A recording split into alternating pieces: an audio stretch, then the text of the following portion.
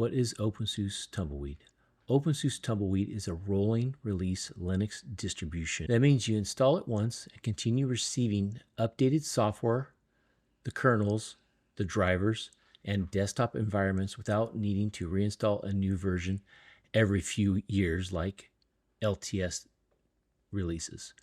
Unlike many rolling distributions, Tumbleweed updates are tested thorough. Unlike many rolling distributions, Tumbleweed updates are tested through openQA before they are released.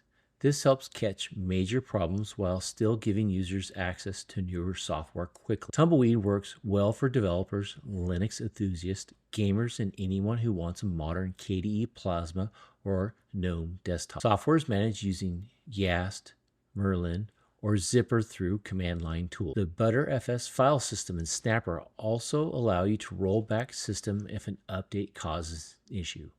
Tumbleweed gives you fresh software, strong testing, and powerful recovery tools, all in a rolling release Linux distribution that is based on weekly updates for the OS.